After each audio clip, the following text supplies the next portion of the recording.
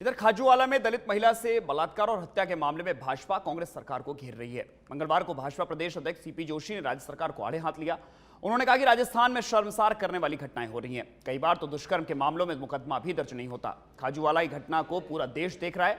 Gangrape के बाद हत्या कर दी जाती है। ऐसी घटना जब होती रही तब रक्षक ही भक्षक बन जाते हैं। खाजूवाला की घटनाएं परिवार को न्याय मिलना चाहिए, परिवार को मुआवजा दिया जाए और नौकरी दी जाए। फास्ट ट्रैक कोर्ट में सुनवाई हो और दोषियों को फांसी की सजा मिले। सच बेधड़क के संवाददाता अरविंद पालावत के साथ खास बातचीत में देखिए क्या कुछ कहा प्रदेश अध्यक्ष सीपी जोशी ने।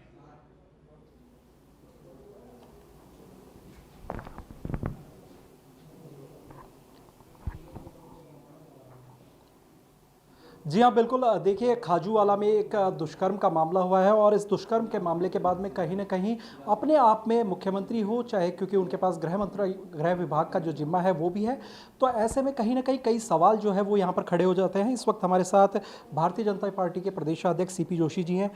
जोशी साहब, राजस्थान में कई दुष्कर्म के जो मामले हैं वो लगातार सामने आ रहे हैं और एक और बड़ी जो वारदात है वो खाजूवाला में हुई है। भारतीय जनता पार्टी ने आज इस मामले में एक प्रेस कॉन्फ्रेंस की है, क्या कहना चाहेंगे इस पूरे बारे में? देखिए, अगर आपसे गृह मंत्रालय कानून व्यवस्था नहीं संभलती है तो कहीं न कहीं इंडिपेंडेंट आपको अलग से गृह मंत्री किसी को बनाना चाहिए। आप स्वयं विधानसभा में और विधानसभा के बाहर कहते हो कि बलात्कार की 56% एफआईआर फर्जी होती है, तो ये आपका ये बयान किसको बल देने वाला है और किसको नुकसान पहुंचाने वाला है?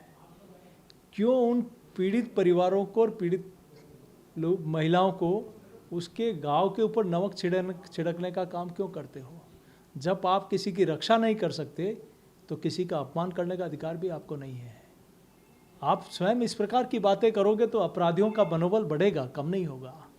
आपका 10 साल तक गृह मंत्री रहे हुए और अभी आपके सबसे चहेते मंत्री विधानसभा में खड़े होकर कहते हैं कि महिलाओं की सुरक्षा के ऊपर कहते हैं कि राजस्थान मर्दों का प्रदेश है। क्या ये मर्दानगी दिखाई देती है आपको? और आपके बयानों के कारण ही आज राजस्थान में अपराध की घटनाएं बढ़ रही है। कहीं न कहीं आपके इन बयानों से उनको बल मिला है। कितनी घटनाएं राजस्थान, आज नेशनल क्राइम ब्यूरो में राजस्थान कहाँ पहुँच गया? कहीं इसकी चिंता करते हैं आप लोग? कहाँ आप दलित अत्याचार में राजस्थान कहाँ पहुँच गया? आज महिलाएं और बच्चियां न तो घर में सुरक्षित है, न विद्यालय में सुरक्षित है, न हॉस्पिटल में सुरक्षित है, न एम्बुलेंस में सुरक्षित है, न किसी रास्ते में सुरक्षित, न खेत में सुरक्षित है। मूक बधिर बच्ची के साथ, अबोध बच्ची के साथ इस प्रकार की अत्याचार और दुराचार करने के बाद उसको कुएं में फेंक दिया जाता है। कहीं उसके अलग अलग इतने पीस करके कट्टे में डाल के और बैग में डाल के फेंक दिया जाता है। जोशी साहब, भारतीय जनता पार्टी के जो कार्यकर्ता हैं, पदाधिकारी है, वो इस वक्त खाजूवाला में मौजूद हैं, तो परिवार की क्या कुछ स्थिति है? परिवारजनों से आपकी बातचीत लगातार हो रही है, तो परिवारजनों के पास क्या किसी तरह का कोई प्रेशर है वो इस वक्त आ रहा है? देखिए, ऐसे संकट के समय सरकार की जिम्मेदारी होती है कि तुरंत इस घटना की जांच कर अपराधियों को गिरफ्तार कर उनको कड़ी सजा दें और पीड़ित परिवार को न्याय दें।